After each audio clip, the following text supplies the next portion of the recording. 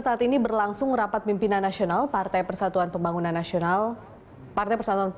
yang digelar kubu Jan Faridz di kantor Dewan Pimpinan Pusat P3 di Menteng, Jakarta Pusat. Dan untuk mengetahui perkembangan terkini, kita segera bergabung dengan reporter Pramadika Samudra. Iya, Prama, bagaimana kemudian kondisi Rapimnas di sana? Apa yang menjadi bahasan utama dalam Rapimnas kali ini? Ya, Vero, Partai Persatuan Pembangunan atau P3 di bawah pimpinan Jan Faridz hari ini menggelar rapat pimpinan nasional pertama yang membahas tiga persoalan. Yang pertama adalah penyampaian materi tentang strategi pemenangan pilkada dan pembinaan wilayah. Yang kedua adalah penjelasan tentang kondisi hukum Partai Persatuan Pembangunan dan juga laporan tim task force. Dan yang terakhir adalah pembahasan konflik P3 dalam perspektif hukum tata negara. Para elit yang hadir antara lain adalah Ketua Umum P3 Muktamar Jakarta, Jan Faridz, Sekjen P3 Dimyati Natakusuma, dan juga seluruh pengurus DPW seluruh Indonesia. Rapimnas diadakan di lantai 3 DPP P3 di daerah Menteng, atau tepatnya di Jalan Diponegoro, daerah Menteng, Jakarta Pusat, dan dibuka pada pukul 10 pagi tadi dan juga akan ditutup pada pukul 17.30 waktu Indonesia Barat. Pada penutupan nanti, Vero akan dibacakan mengenai kesimpulan dan juga rekomendasi terkait dualisme partai dan juga persiapan pilkada serentak. Kesimpulan Rapimnas nanti akan direkomendasikan kepada seluruh pengurus partai di seluruh wilayah di Indonesia. Veronica. Ya, sejauh ini apakah sudah ada kesimpulan mengenai hasil yang akan dicapai dari Rapimnas P3 kali ini?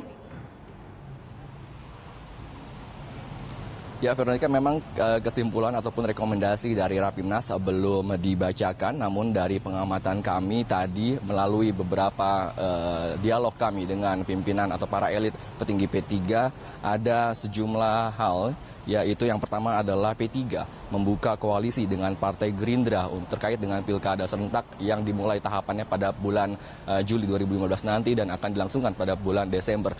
Tidak hanya dengan Gerindra, nantinya juga akan melibatkan koalisi dengan beberapa partai di koalisi Merah Putih dan tidak menutup kemungkinan akan melebarkan sayap hingga koalisi ke koalisi Indonesia Hebat. Dan yang kedua adalah P3 akan melakukan islah dengan Menkumham Yasona Laoly, di mana memang sebelumnya Menteri Hukum Yasona Laoly berencana untuk menarik banding yang dilakukannya di PT UN.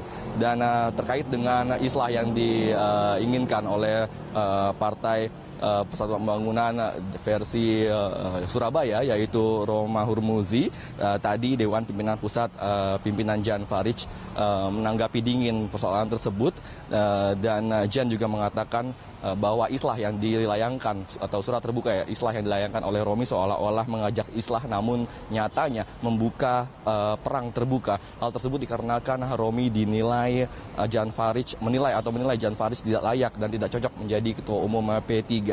Menurut Jan Faridz, dirinya tidak menanggapi islah yang dilayangkan oleh Romi dikarenakan permasalahan utama bukanlah kepada Roma Hurmuzi, namun melainkan kepada Menteri Hukum dan HAM, yaitu Yasona Laoly. Jan lebih memilih untuk menunggu putusan tetap Pengadilan Tinggi Tata Usaha Negara, meskipun tahapan pemilihan kepala daerah akan segera bergulir pada bulan Juli 2015. Namun Jan Faridz sendiri yakin bahwa nantinya sebelum bulan Juli atau tahapan pertama pembukaan pilkada serentak, P3 pimpinannya akan mendapatkan keputusan hukum yang tetap dan mengikat dan juga ingkrah, sehingga P3 pimpinan Jan Faridz lah yang nantinya akan terdaftar untuk pilkada serentak 2015 ini. Untuk sementara demikian, Veronica.